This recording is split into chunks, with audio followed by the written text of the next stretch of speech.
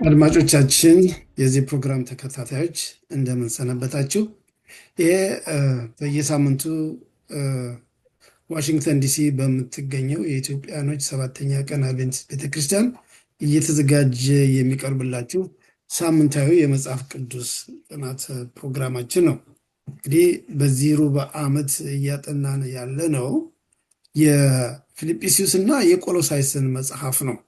እስካሁን ድረስ በአብዛኛው ማለት በሚቻል እያጠናን የመጣ ነው የፊልጵስዩስን መጽሐፍ ነው። የዛሬውን መጽሐፍ የቆሎሳይስን እንግዲህ ወደኋላ የምንመለስበት ይሆናል ማለት ነው።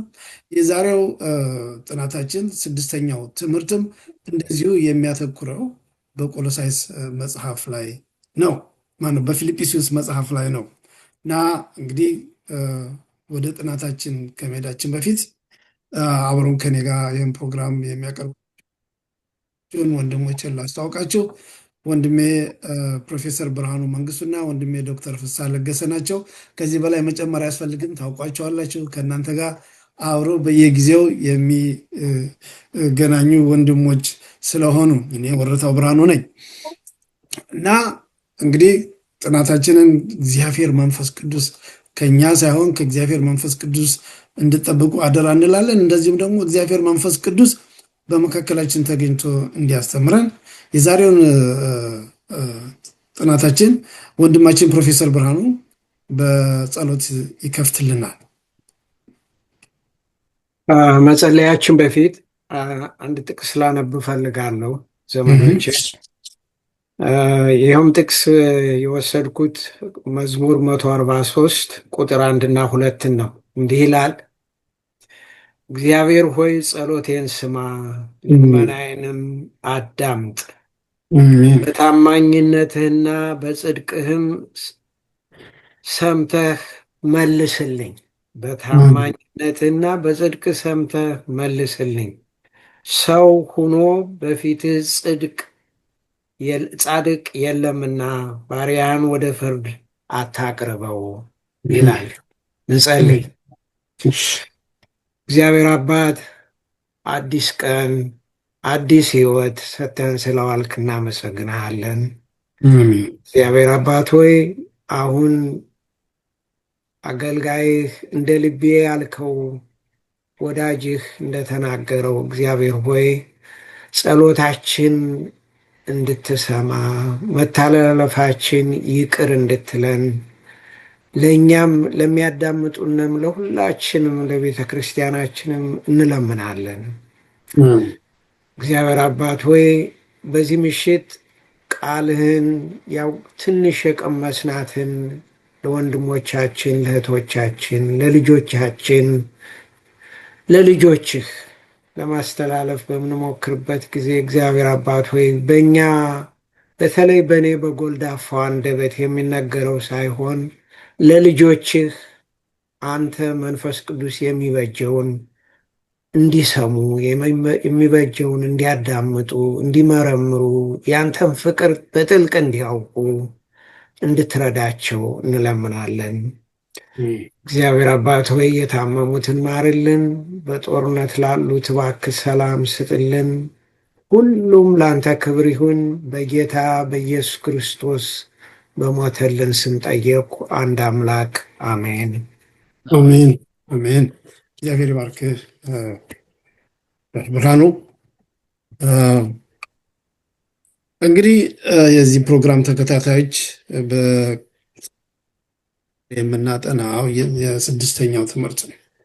ርዕሱ ራሱ በጣም ደስ የሚል ርዕስ ነው። የምስራች መልካም ዜና ወንጌል ነው ራሱ። የሰንበት ምን ይላል? ያድነን ዘንድ በኢየሱስ ብቻ መጣ እና ደህንነትን አስመልክቶ ነው የምንነጋገረው ማለት ነው። የእኛን ደህንነት አስመልክቶ ነው የዛሬው ትምህርት በእርግጥም የሚያተኩረው። በዛ ላይ እንግዲህ ምንድን ነው ሰንበት ትምህርቱ የሚያነሳው ብለን በተለያዩ የቀናቱን እያነሳን እንመለከታለን። መታሰቢያ ቁጥራችን እንደዚህ ይላል፣ እርሱንና በእውነት በጣም ልቤን የነካው መታሰቢያ ቁጥር ነው። ሐዋርያው ጳውሎስ ነው ይሄን የሚለው። እስር ቤት ነው ያለው። እርሱንና የትንሣኤውን ኃይል እንዳውቅ የክርስቶስ ትንሣኤ ያለውን ኃይል እንዳውቅ በመከራውም እንድካፈል ወደ ሙታን ትንሣኤ ልደርስ ቢሆንልኝ በሞቱ እንድመስለው እመኛለሁ። ጳውሎስ የሚመኘው አንድ ነገር ብቻ ነው። ምኞቱ፣ ፍላጎቱ ጌታ ኢየሱስ ክርስቶስን መምሰል ነው። ለዚህ ምክንያት አለው።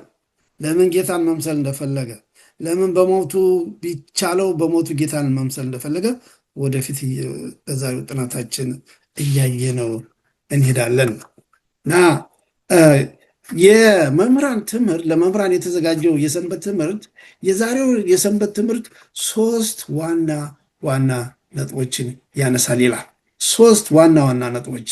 አንደኛው ምንድነው ይላል? በጌታ መታደስ በሰው አቅም ከመታመን ተጻራሪ ነው። በጌታ መደሰት እንግዲህ መደሰትና መታመንን አንድ ላይ አያይዞታል። ሰንበት ትምህርቱ እናየዋለን። በደንብ ይህንን ጉዳይ አጉልቶ ያቀርበዋል። ጳውሎስ በፊልጵስዩስ መልእክቱ የምታው ደስ ይበላችሁ ደስ ይበላችሁ ደስ ይበላችሁ ሲል ነው። ለደስታው ምንጩ ደግሞ አሁን ያልነው የአድነን ምንጩ የክርስቶስ የማዳን ኃይል ነው። በሁለተኛው ነጥብ በእውነተኛ መለወጥ ስር ነቀል ወደሆነ መቀየር ይወስደናል። ጌታን ስናገኝ እዛው ላይ አንቆይ።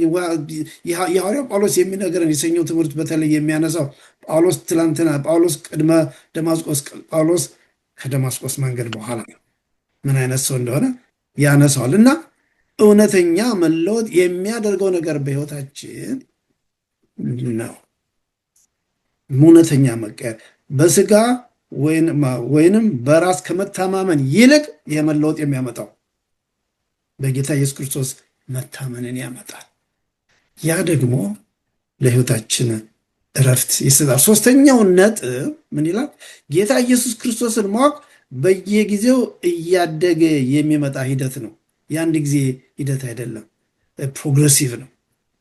ትናንትና ካለንበት ዛሬ ቆመን ከተገኘን ራሳችንን መጠየቅ አለብን። የክርስትና ሕይወት እድገት ነው። እስከ ሕይወታችን ፍጻሜ ወይም ክርስቶስ እስኪመጣ ድረስ ማደግ አለብን። ወደ እርሱ እየቀረብን በመጣን መጠን ከእርሱ ጋር ያለን ግንኙነት የበለጠ ጥልቅ እየሆነ ይመጣል ይላል።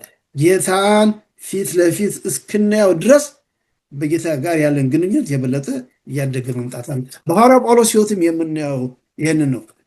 ለፊልጵስዩስ ሰዎች በዚህ መልእክቱም የሚያስረዳቸው ይህንን ነው እና ቅድም እንዳሉት የደህንነታችን ጉዳይ የክርስቶስ ብቃትና የክርስቶስ የበላይነት የደህንነታችን የተመሰረተው በኢየሱስ ክርስቶስ ብቃትና በኢየሱስ ክርስቶስ የበላይነት ነው። እንግዲህ ይሄ የክርስትና እምነት ዶክትሪን አስተምህሮ ያድነን ዘንድ በኢየሱስ ብቻ መታመን ግዝረት፣ ሌላም በስራ በሕግ የሚለው እንደማያድነን መረዳት የክርስትና ጉዟችንን ያቀልልናል እና እንግዲህ በእነዚህና በእነዚህ በመሳሰሉት ነጥቦች ላይ ነው እንግዲህ ወደ የዛሬው ጥናታችን የሚያተኩረው። ወደ ሆዱ ልሄድ ከጊዜ አንጻር ለወንድሞቼ በቂ ጊዜ መስጠት እፈልጋለሁ። ጊዜውን እኔ እንዳለ መውሰድ አልፈልግም። የሆዱን የምታቀርብልን ዶክተር ፍስሐ ነው።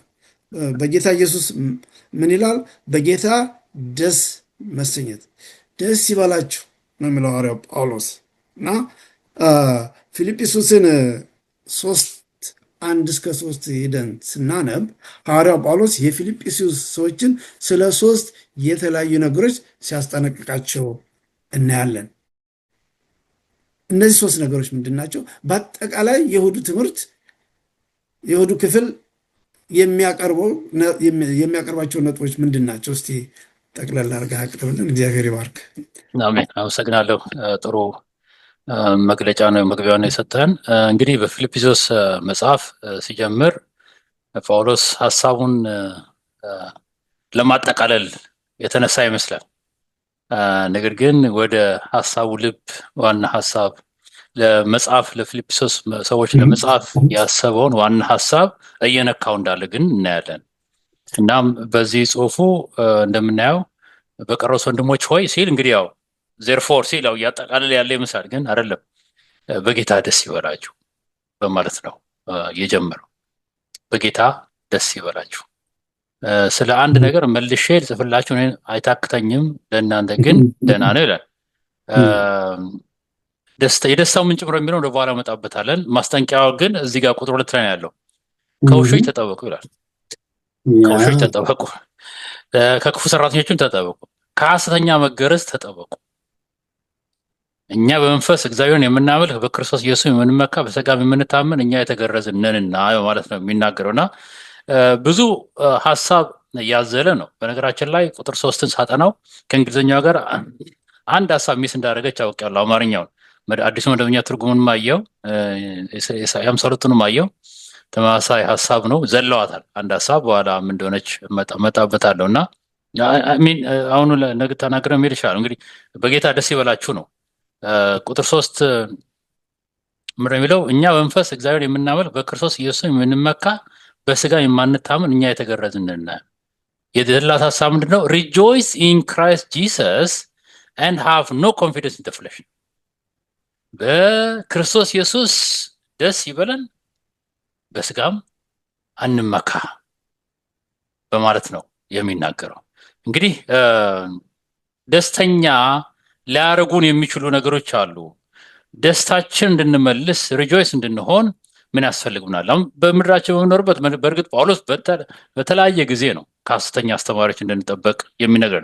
በተለይ የጠቀመው ቋንቋ በዚህ ዘመን ላለን የሚከብድ ይመስላል፣ ግን በዘመኑ ላሉ ካልቸር እና አባባል ግን ተመሳሳይ እንደሆነ እናያለን። ምንድን ያለው? ከውሾች ተጠበቁ። ማን ናቸው ውሾቹ የተባሉት የሚለውን የተለያዩ ጥቅሶች ስናነብ እናገኘዋል። ለምሳሌ መዝሙር ምዕራፍ 22 ቁጥር 16 ላይ ብዙ ውሾች ከቦኝ። በነገራችን ላይ መዝሙር 22 ማለት የጌታ ኢየሱስ ክርስቶስ ምር ይባለው ሕማማት ነው።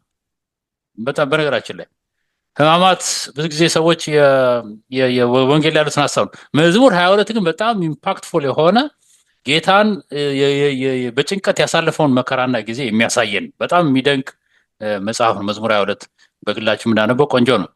ብዙ ውሾች ከበውኛልና የክፎችም ጉባኤ የያዘኝ እጆቼና እግሮቼን ቸነከሩኝ ይላል እና እነዚህ ውሾች የተባሉት ነው ናቸው።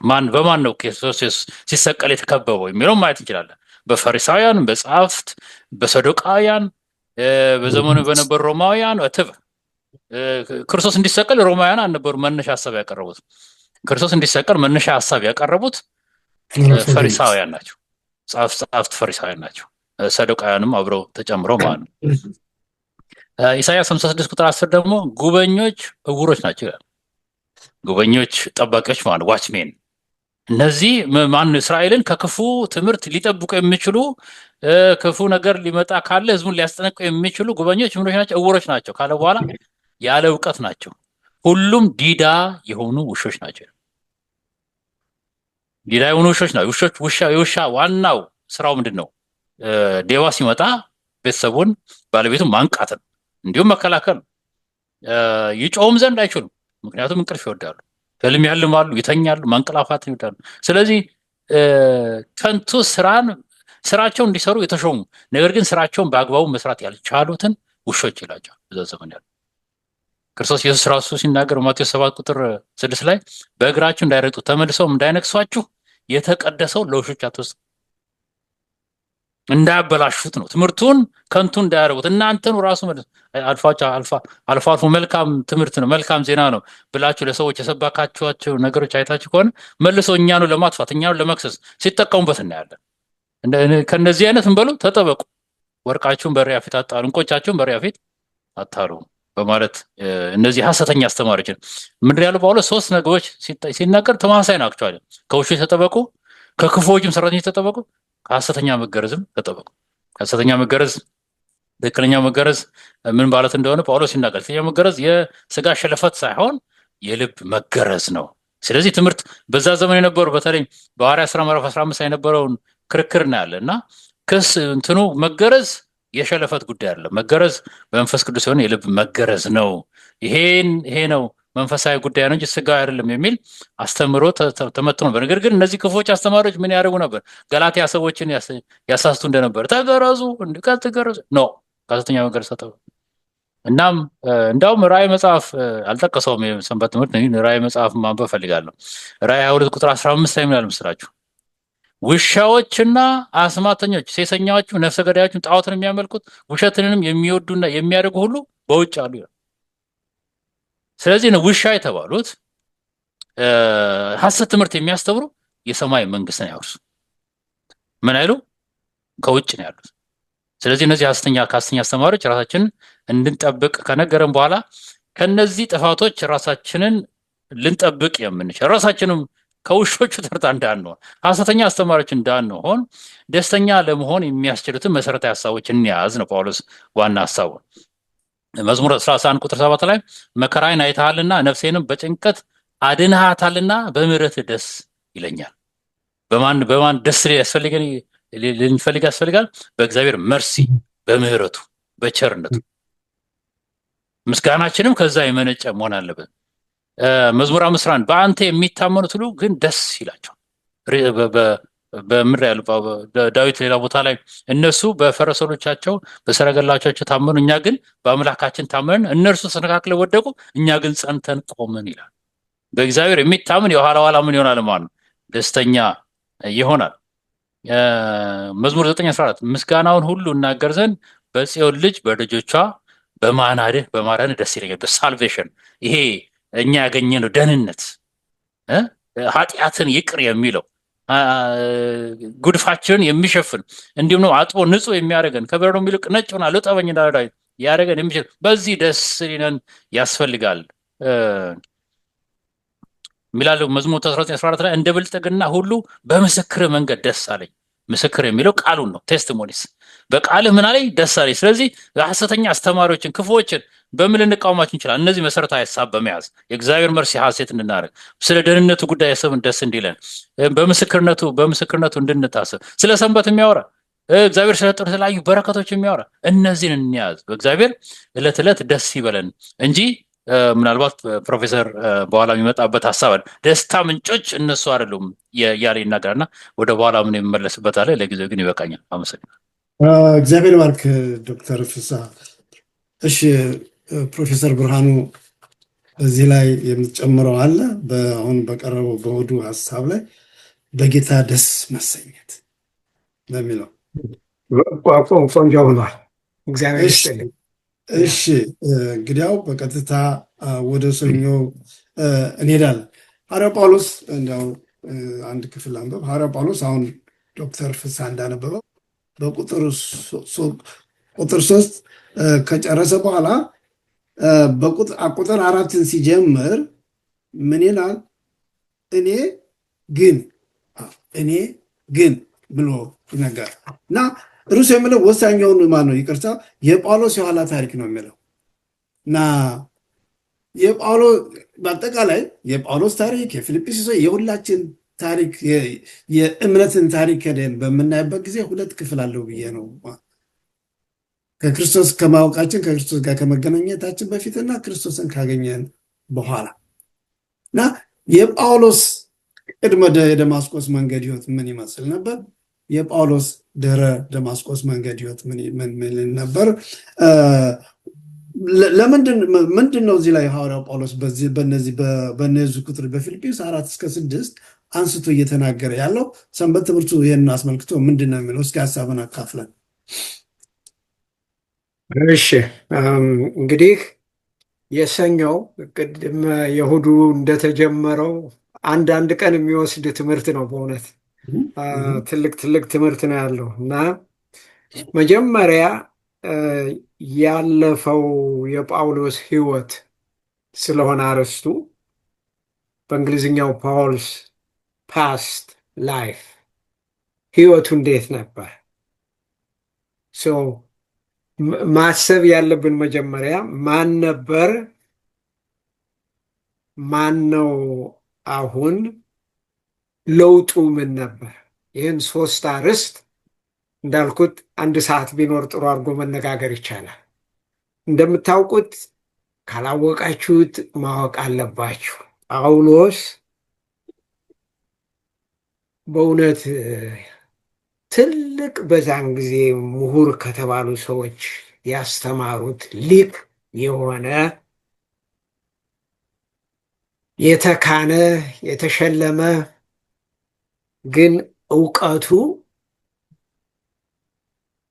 ጌታ ኢየሱስ ክርስቶስ ያመጣውን መልእክት የሚቃወም አጥፊ፣ ገዳይ፣ አስገዳይ፣ ቁሞ የሚያስገድል ሰው ነበረ። ያ ሰው ግን አሁን ተለውጦ ለውጥ እንደምታውቁት ወደ ደማስቆ ሲሄድ እግዚአብሔር የቅኑን ልቦናውን አይቶ አጥፊ ቢሆንም በጣም እግዚአብሔርን ዘመዶች እንድንወደው የሚያደርገን ትምህርት ነው። ለመግደል ለማጥፋት እየተጓዘ እግዚአብሔር ቅንነቱን አይቶ ያደገበት ባህል እስረኛ እንዳደረገው አይቶ መፍትሄ የሰጠው ሰው ነው። በእውነት አንድ የመጨረሻ ነገር ልለው የምፈልገው በጳውሎስ ላይ አንዳንድ ጊዜ ሰዎች ሽንጣቸውን ገትረው እውነት ከሆነው ርቀው ሲከራከሩ ልናዝንላቸው ይገባል። እግዚአብሔር ለጳውሎስ አዝኖለታል። አንድ መወደው ጸሐፊ አለ። ምን ይላል መሰላችሁ? በእንግሊዝኛው ልበለውና ወደ አማርኛ ተረጉመዋለሁ። ሞራሊቲ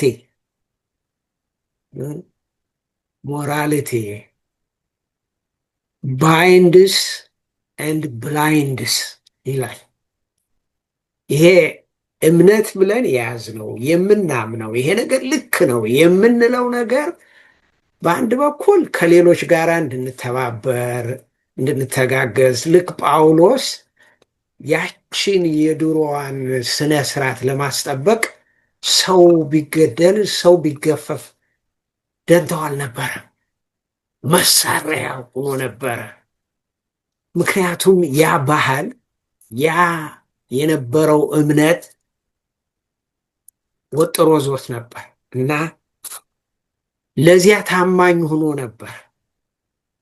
በአንድ በኩል ታማኝነቱ ጥሩ ሲሆን፣ በሌላው በኩል እውርነቱ ነው።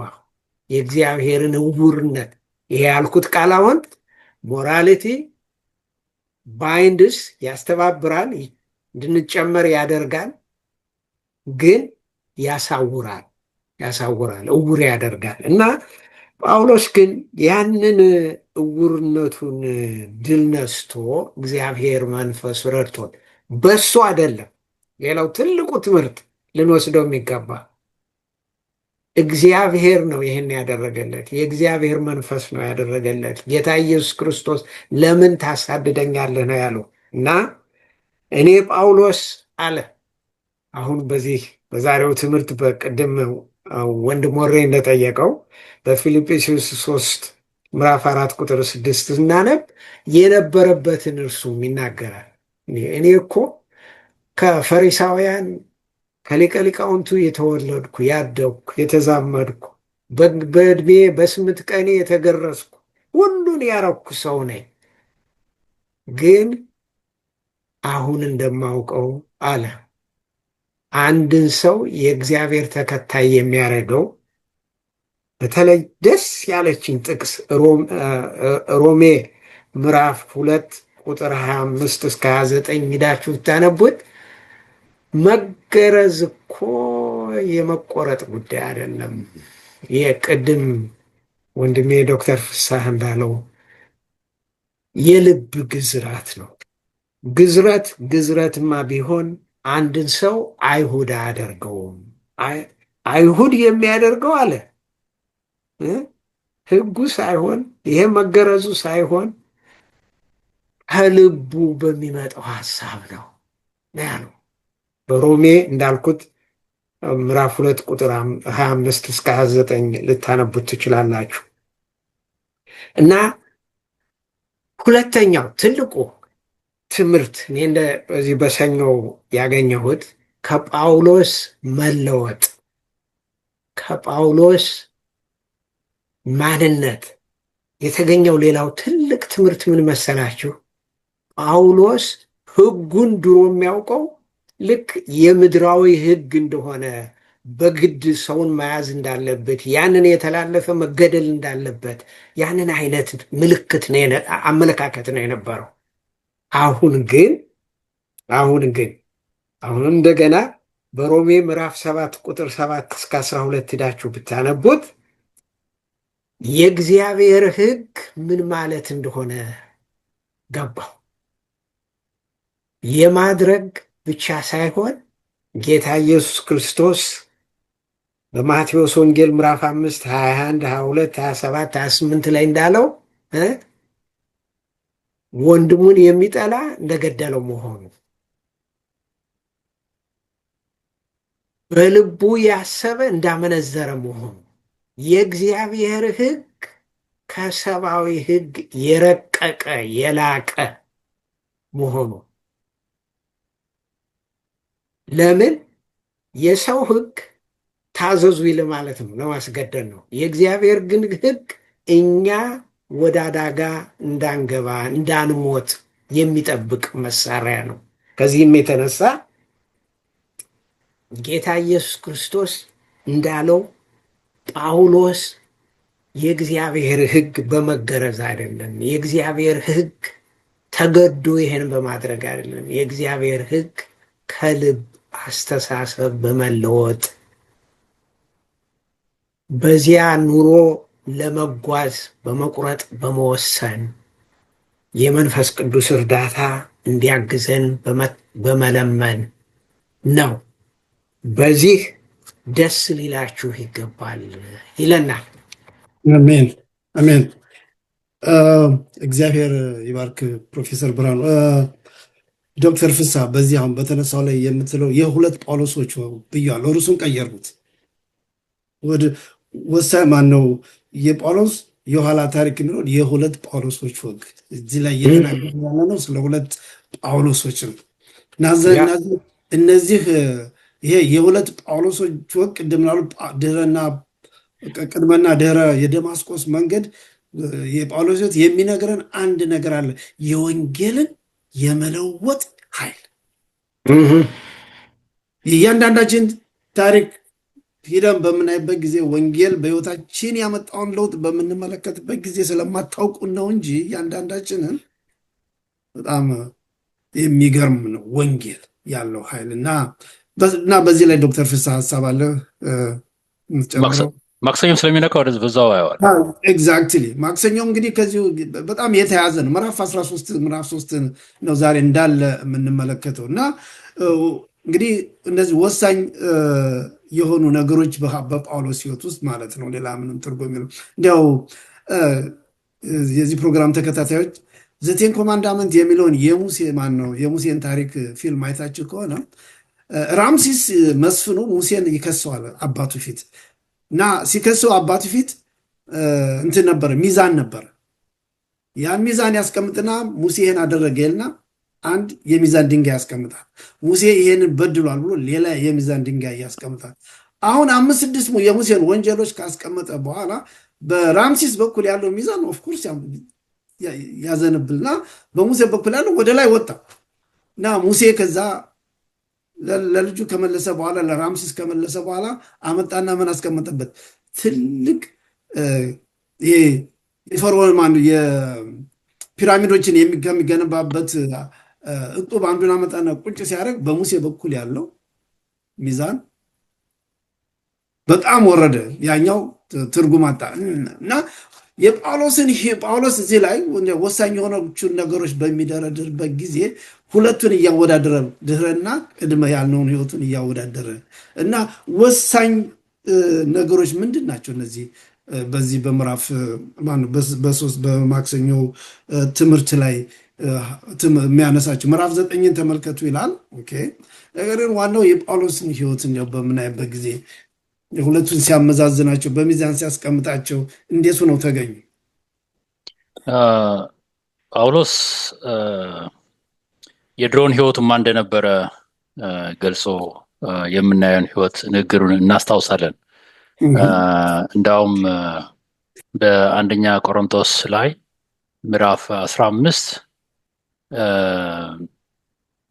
ከሁሉም በኋላ እንደ ጭንጋፍ ለእኔ ደግሞ ታየኝ ይላል። ጳውሎስ እንግዲህ ወሳኝ የሆኑ ነገሮች ነው። ታሪክ አለ የምናወራው ሲሪየስ ጉዳይ ስናወራው ቀላል በህይወት ስንተረጉመው ነው እንዴት ነው ቫሊዩ የምንሰጠው የሚለው ማየት የምንችለው።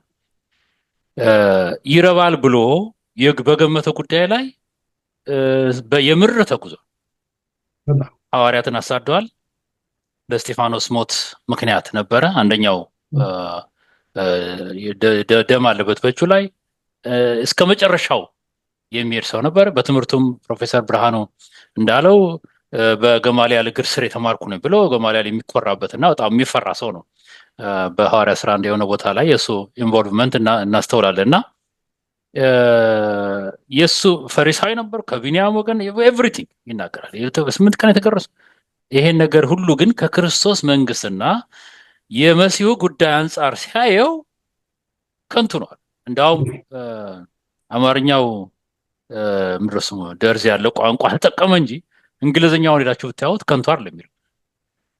እንግሊዝኛው ከባድ ቋንቋ ነው የሚናገረው። በጣም የወረደ ቋንቋ ለማውራት ችግር የለውም። የውላ ግን እንደ አዛባ ነው የሚለው። አክቹዋሊ እንግሊዝኛውን ስናየው ከንቱ ነው የሚለው ቋንቋ ማለት ነው። አይ ካውንት ኢት ላይክ ደንግ ነው የሚለው። ስለዚህ ይህ በጣም በዘመኑ ሰዎች ሊሆኑለት የሚችለውን የሀብት ኮርስ የፕሮሚነንስ ለመታወቅ ሁሉም የሚደረግበት መንገድ ይዞ የነበረን ሰው አሁን ምን ሆነት የሚሰደድ የሚባረር በረሃብ የሚጠቃ ይሄ ሁሉ ይሻለኛል አለ። የበፊቱ ምንድን ነበረ? የምድራዊ ጉዳይ ነው። አሁን ይህንን ሀሳብ የቀየረው ቀደም በግልጽ እንደተባለ የደማስቆ መንገድ ነው። በደማስቆ መንገድ ላይ አይኑ ክርስቶስን አየ፣ አይኑ ታወረ።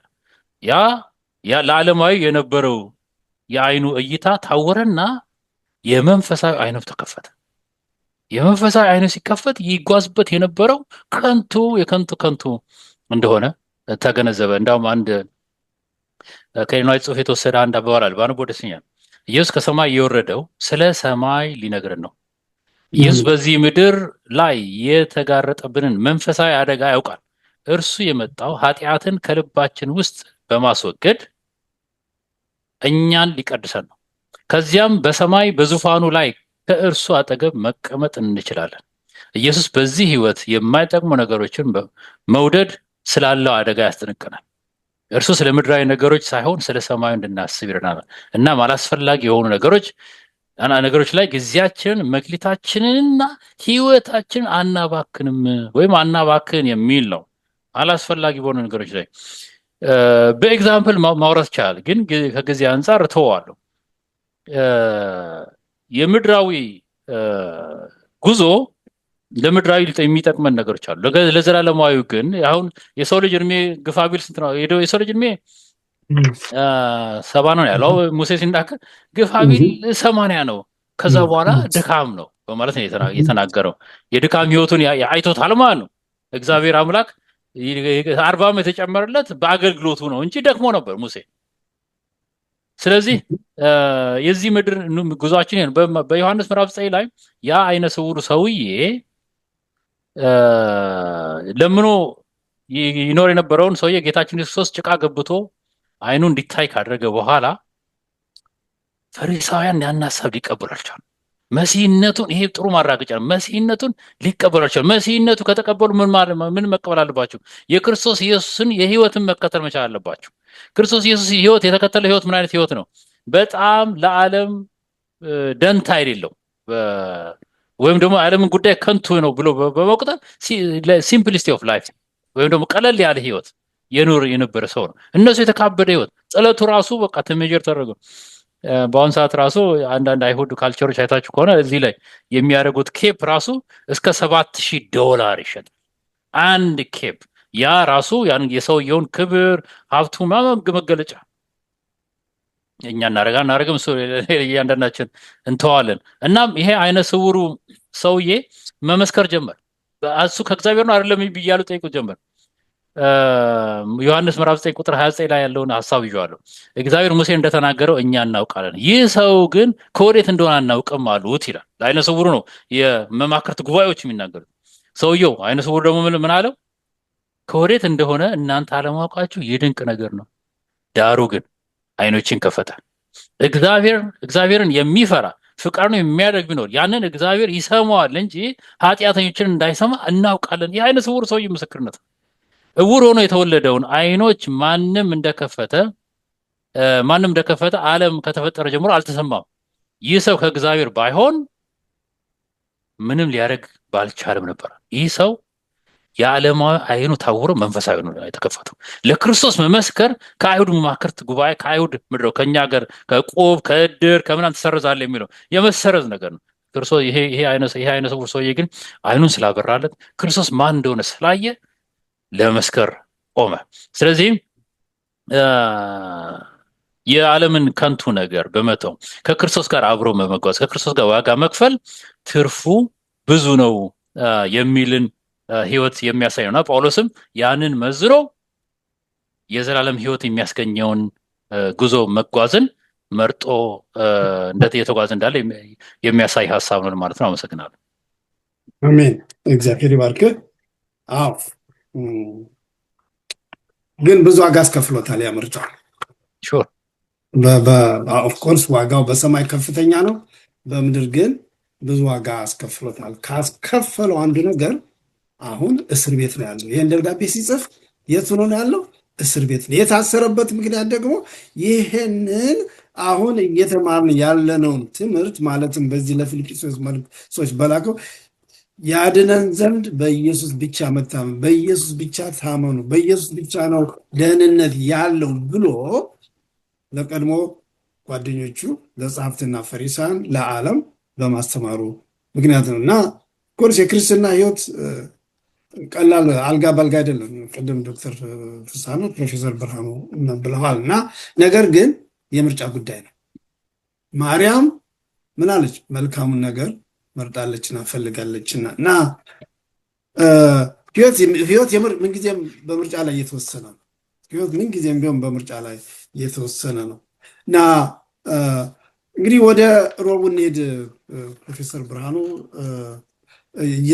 የኢየሱስ እምነት ይላል ሮብ እና ፊልጵስዩስ 3:9 ሂደን ስናነብ ጳውሎስ ሁለት ነገሮችን አነጻጽሯል እና የሮቡ ትምህርት ደግሞ በዚህ ላይ ነው ፎከስ የሚያደርገው የሚያተኩረው። ምንድን ናቸው እነዚህ ሁለት ነጥቦች? ይህንን ሀሳብ ሁልጊዜ ማስታወስ ያለብን ለምንድን ነው ይላል ሰንበት ትምህርት። እስኪ የሮቡን ሀሳብ ለአድማጮቻችን ለዚህ ፕሮግራም ተከታታዮች ጠቅለል አድርጋ አቅርብልን። ጠቅለል አድርገህ ጥሩ ነገር ነው። ብዙ ሀሳቦች አሉት የሮብ ይሄ የክርስቶስ እምነት የሚል ነገር ቅድም ሁለታችሁም ብላችሁታል። ጳውሎስ ዋጋ ከፍሏል። ምንም ጥያቄ የለው። መታሰሩ፣ መንገላታቱ ብዙ ዋጋ እንዳስከፈለው ግን በዚህ አሁን በጠቀስከው ጥቅስ በፊልጵስዩስ ምዕራፍ 3 ቁጥር 8 እና 9 ስናነብ እነዚህን ነገሮች ሁሉ እንደ ጉድፍ ነው የምቆጥራቸዋል። ይህን የደረሰበትንም የሆነበትንም ችግር በቃ ይሄን ሁሉ እኔ እንደ ጉድፍ ነው የምቆጥረው። ለምን? ምክንያቱም ብዙ ጥቅሶች አሉ። ብትችሉ ብታነባቸው ደስ ይለኛል። የመጀመሪያው በዓለም ሳይፈጠር ጌታ ለእኛ ለመሰዋት እንደተወሰነ ከፍቅር የተነሳ በእግዚአብሔር ቤት የሚባል ነገር የለም። ፖሊሲ የለም። ፈቃደኝነት ነው። ፈቃደኝነት ነው እና በፍቅር ዓለም ሳይፈጠር መርጦናል ነው ያለው። መርጦኛል አይደለም፣ ይህም ብቻ አይደለም ያለው፣ መርጦናል ነው ያለው። ከፍቅሩም የተነሳ አለ። በሚቀጥለው ጥቅስ ስታነቡት ከፍቅሩም የተነሳ ክርስቶስ ለእኛ ሲል እሱ ኃጢአት ሆነ እና በሱ ፈቃድ በሱ ለጋስነት በሱ ቸርነት ሙሉ ድህነት እንደተገኘ እና በተለይ ገላትያ ምዕራፍ 2 ቁጥር 20 እንደው ላነበው እወዳለሁ። ምን ይላል? ከክርስቶስ ጋር ተሰቅያለሁ ነው ያለው። እንግዲህ እኔ አልኖርም፣ ነገር ግን ክርስቶስ በውስጤ ይኖራል። አሁንም በስጋ የምኖረው ኑሮ በወደደኝና ስለ እኔ ራሱን አሳልፎ በሰጠው በእግዚአብሔር ልጅ ላይ ባለኝ እምነት ነው። እግዚአብሔር ጸጋ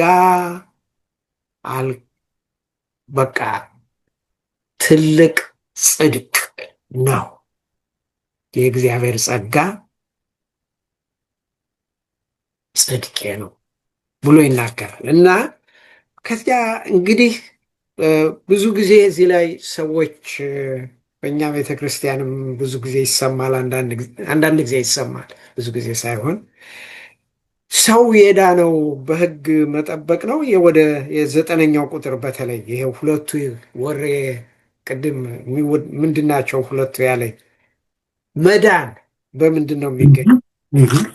3:9 ስናነብ ሁለቱን ነገሮች ያወዳድራል ጳውሎስ። በሕግ መጠበቅ ወይስ ከአምላክ በተሰጠነ እምነት? ይህን እንድታስቡበት እፈልጋለሁ። ከአምላክ በተሰጠነ ነው እንጂ ያልኩኝ በእኔ እምነት አይደለም ያልኩት። እምነቱም የተሰጠነ ከሱ ነውና። ግን እግዚአብሔር አስገድዶ ወረታው እምነት ሊኖርህ ይገባል የሚል አምላክ አይደለም። ወረታው እምነት ስጠኝ ብሎ መጠየቅ አለበት። ብርሃኑ እምነት ስጠኝ ብሎ መጠየቅ አለበት እና ጳውሎስ ይህንን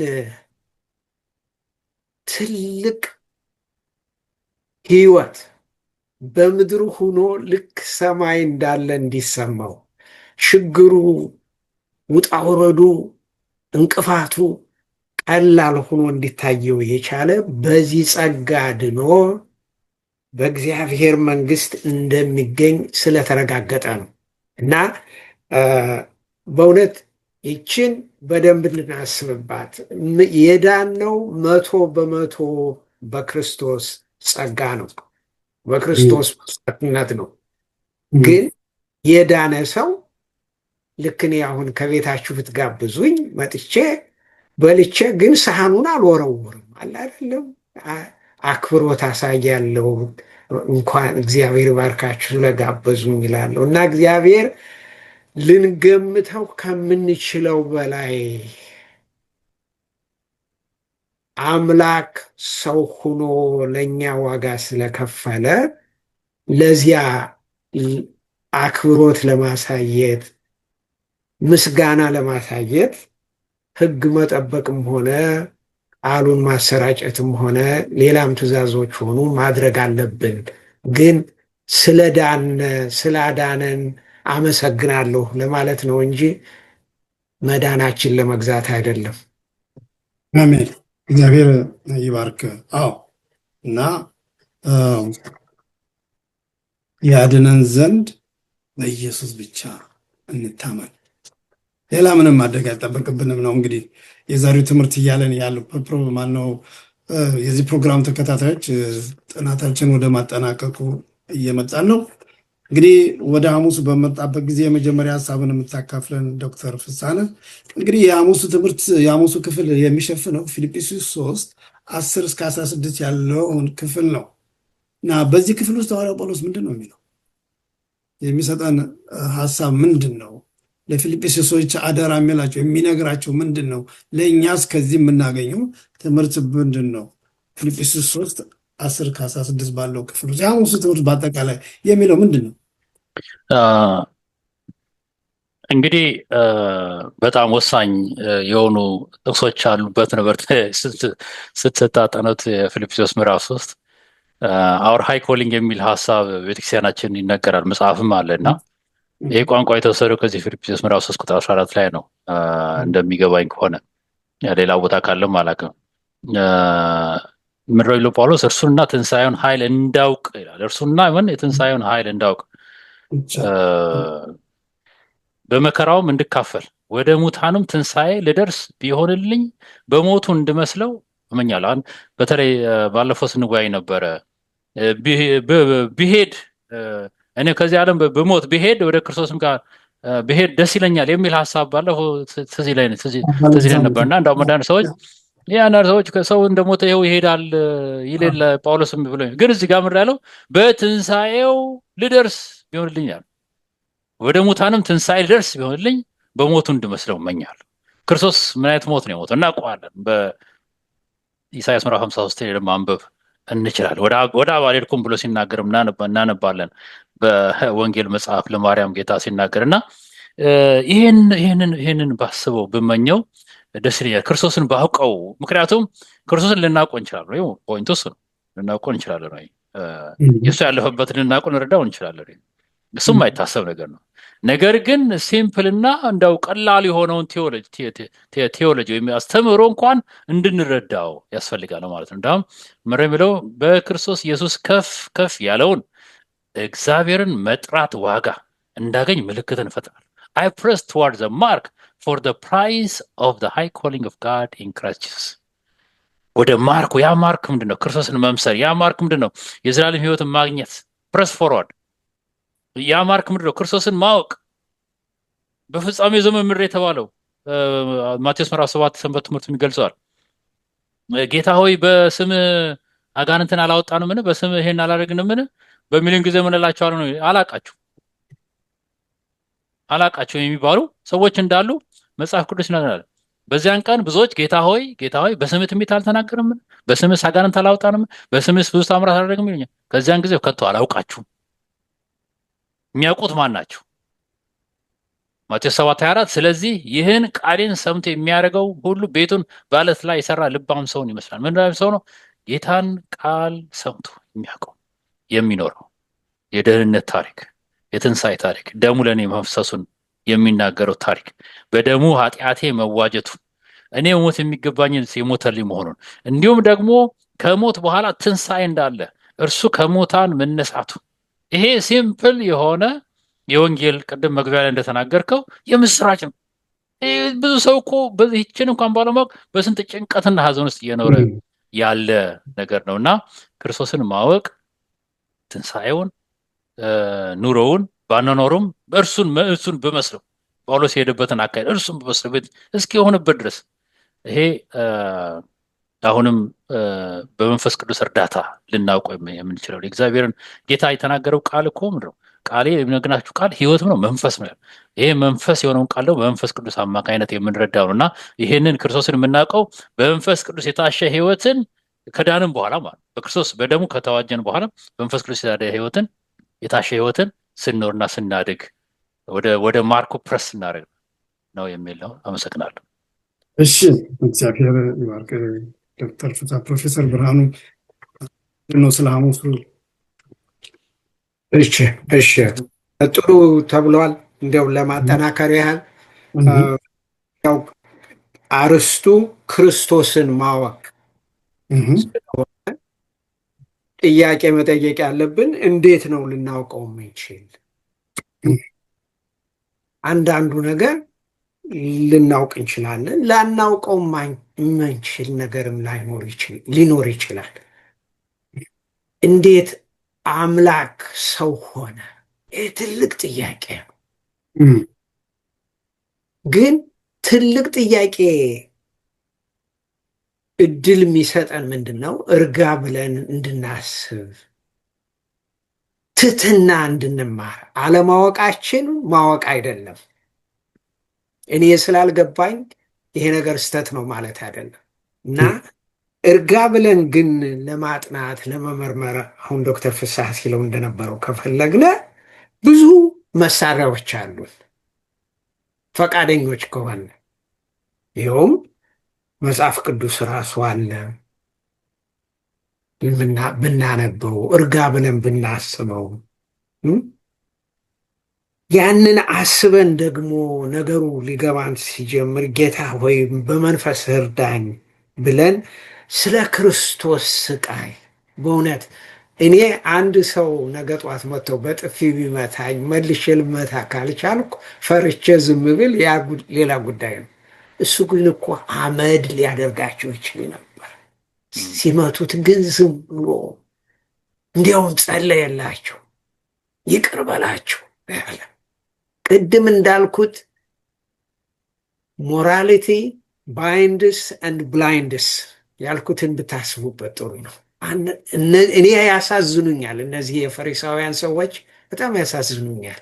ሰው እንዴት ያን ሁሉ ትምህርት ተሰጥቶት ግን በእንግሊዝኛው ብዙዎቻችሁ እንደምታውቁት ፓራዳይም ሽፍት የሚባል ነገር አለ። ለውጥ ሲመጣ ብዙዎቻችን ለውጥን እንፈራዋለን። ከዚያ የተነሳ እንዲያውም አቋማችን እየጠነከረ እየገረረ፣ በዚያ በኩል ያሉትን ሰዎች የሰይጣን እንትን ናቸው፣ የሰይጣን ክርስቶስን እኮ ሰይጣን እዙሃል እኮ ነው ያሉት። ወይ ድፍረት! እና ትህትና ግን ቢኖር አለ አይደለም፣ ይሄ ሰውዬ በእውነት እንዴት ነው እንደዚህ የሚሰቃየው ለሌላ ብሎ የሚል ጥያቄ ቢመጣ ብሎ የሰንበት ትምህርቱ የሚያቀርባቸው ነገሮች አሉ እና የዚያ የእሱ ስራ ተካፋይ ወደ ጎሉ እግዚአብሔር ወደ አስቀመጠው ግብ ለመሄድ ፈቃደኝነት ተካፋዮች ብንሆን እያለ ብዙ ጥሩ ጥሩ ትምህርቶች ያሉት። በመጨረሻ የሐሙሱ ትምህርት አንድ ጥያቄ ይጠይቃል። ይህም ጥያቄ ምንድን ነው? ያለፈውን ተመልሰን እንደገና ማሰብ፣ ያለፈውን ጥፋታችን፣ ያለፈውን ጉድለታችን ጉዳቱ ምንድን ነው ይላል። እኔ አሁን የገባኝ ይሄ ጳውሎስ ስለ ራሱ ሲናገር በጎም ነገር እንደሰራ መጥፎም ነገር እንደተሰራ ተናግሯል። ኑዛዜ ጥሩ ነው ዘመዶቼ፣ ኑዛዜ ጥሩ ነው። ጌታ ሆይ ይቅር በለኝ ብሎ እና ግን መጠንቀቅ ያለብን ወደኋላ የነበርንበትን ድክመት በሱ ላይ እያተኮርነ ወደፊት መሄዳችን እንዳይደክም መጠንቀቅ አለብን። ምክንያቱም ያለፈውን ልንለውጠው አንችልም። ሰርቀን እንደው ልንለውጠው አንችልም። መልሰን ልንሰጥ እንችላለን፣ ግን የማይመለሱ ነገሮች አሉ፣ የማይመለሱ ጥፋቶች። ብድግ ብዬ ከወሬ ላይ ተፍቼ ሰድቤው ከሄድኩ በኋላ ምንም ላደርግ አልችልም፣ ልለውጠው አልችልም። እንኳንና እኔ ደካማው ጌታ እግዚአብሔር እንኳን አዳምና ሔዋን ከተሳሳቱ በኋላ ያልተሳሳቱ ሊያረጋቸው አይደለም የወደደ የፈለገ ዋጋ ነው የከፈለ እና ወደ ኋላ ተመልሰን የነበርንበትን ማሰቡ ጥሩ ነው፣ ግን የኋላውን ልንለውጥ አንችልም። የምንለውጠው የወደፊቱን ነው እና ክርስቶስን ስናውቅ ብርሃኑ ጻድቅ ነህና ተጠመቅ አይደለም ያለኝ፣ በኃጢአት ተጨማልቀሃልና ተጠመቅና አመነኝና ዳን ነው ያለው። እግዚአብሔር ይሄ ፍቅር እንዳለው ከነጭቃ የተቀብሎ ንጹሕ የሚያደርግ አምላክ ነው። ያንን አምነን ለመጓዝ እንድንችል እግዚአብሔር ይርዳል። አሜን አሜን። እግዚአብሔር ይባርክ ፕሮፌሰር ብርሃኑ፣ እንደዚሁም ዶክተር ፍስሐ። የዚህ ፕሮግራም ተከታታዮች ከጊዜ አንጻር የዛሬውን ጥናታችን በዚሁ እናጠናቀቃለን።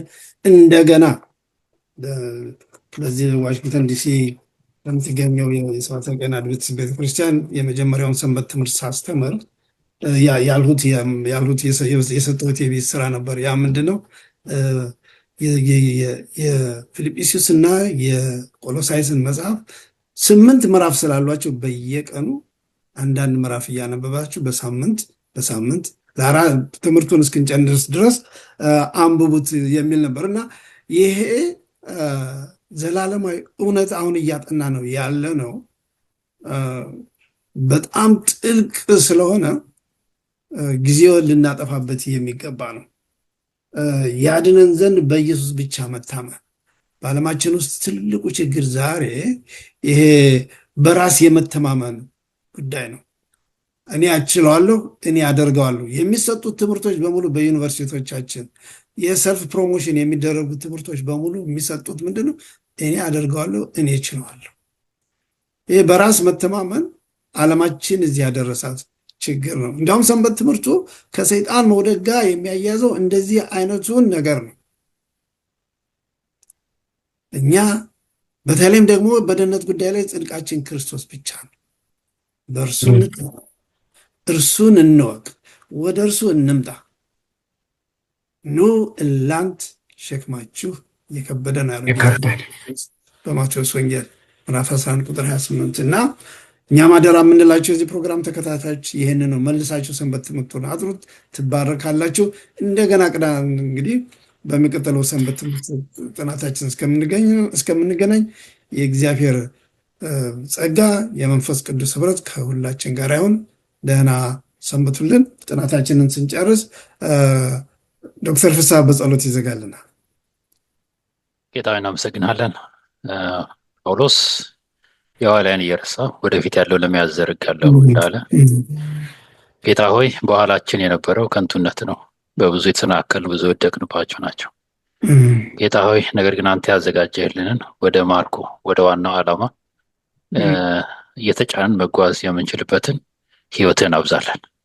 በመንፈስ ቅዱስህ ሙላን፣ ምራን። ጌታ ሆይ የኛ ሐሳብ ሰማይ ክብር እንደዚህ የተራራቀ ከአንተ የራቀ ነውና ለሰው መልካም የምትመስል መንገድ አለች፣ ፍጻሜ ሞት ነው ተብሏልና ጌታ ሆይ በእኛ ሐሳብ ተጠምደን እንዳንጠፋ አንተ ጠብቀን። ሰሚዎችን ባርክ፣ እኛም ተናጋሪዎችን ባርከን። በጌታ በኢየሱስ ክርስቶስ እማጸናለሁ። አሜን።